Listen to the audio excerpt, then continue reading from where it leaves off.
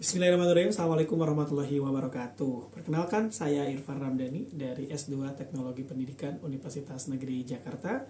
Baik, hari ini saya akan menyampaikan terkait dengan hasil penelitian saya yang berasal dari Systematic Literature Review tentang mengapa knowledge management system kurang dimanfaatkan di sektor publik, khususnya di pemerintahan di Indonesia. Nah, Bapak dan Ibu semuanya, dari hasil penelitian yang saya lakukan tersebut bahwa meskipun investasi teknologi yang dilakukan oleh pemerintah terhadap knowledge management system itu cukup besar, namun tingkat pemanfaatannya di sini masih sangat rendah. Bahkan berdasarkan data dan beberapa studi itu tingkat pemanfaatannya itu hanya di kisaran 20%-an saja. Nah, ini menunjukkan adanya gap antara ketersediaan teknologi dan juga pemanfaatan yang dilakukan oleh pegawai di sektor publik itu sendiri.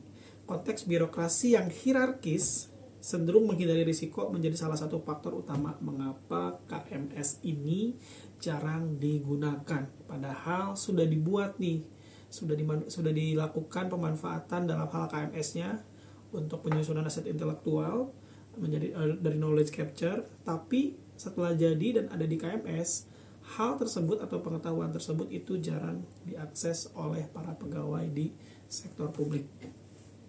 Nah, penelitian ini bertujuan untuk mengidentifikasi hambatan apa saja yang menyebabkan KMS kurang dimanfaatkan di sektor publik. Selain itu, penelitian ini bertujuan untuk menyusun kerangka komprehensif yang mengintegrasikan aspek teknis, kemudian organisasi, individu, hingga karakteristik birokrasi. Nah, penelitian ini menggunakan metode Systematic Literature Review dengan data awal 147 data artikel yang ditemukan, kemudian dilakukan proses seleksi hingga tersisa 30 artikel yang relevan dan tentunya berkualitas. Artikel ini kemudian diklasifikasikan ke dalam 6 tren penelitian yang akan menjadi dasar temuan dari penelitian ini. Dari analisis literatur ditemukan 4 dimensi besar yang menjadi hambatan dalam hal pemanfaatan KMS di sektor publik ya. Nah, hambatan ini terdiri dari diri sendiri, kemudian atau hal ini individu, kemudian organisasi tentu saja, birokrasi publik dan juga teknis itu sendiri. Nah, Bapak Ibu semuanya, dari sisi teknis nih, kita cek satu persatu ya. Masalah utamanya adalah dari kualitas sistem dan kualitas informasi yang belum konsisten.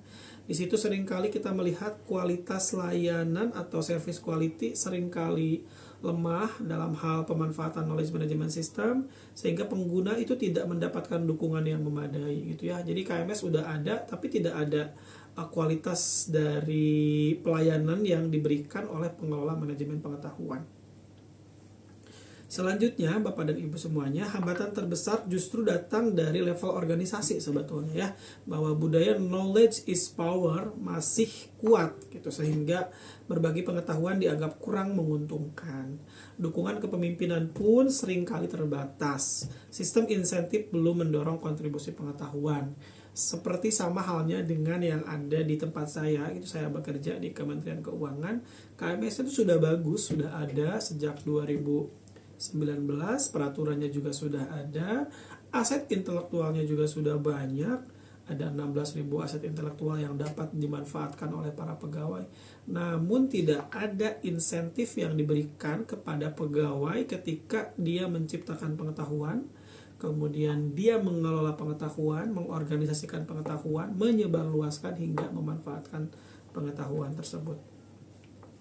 Dari sisi tingkat individu, tantangan utamanya adalah literasi digital yang masih tidak merata gitu ya. Masih ada beberapa pegawai yang baby boomers yang tentunya kurang bisa memanfaatkan fasilitas yang disediakan oleh sektor publik dalam hal pemanfaatan KMS ini.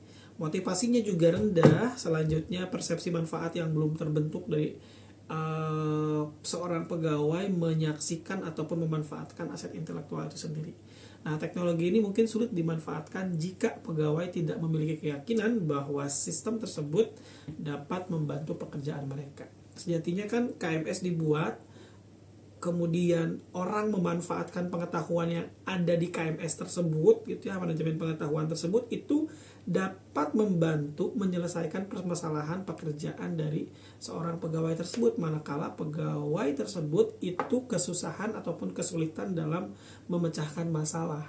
Sejatinya di dalam aset intelektual ataupun dalam KMS di satu organisasi publik, mereka dapat menemukan jawaban dari situ.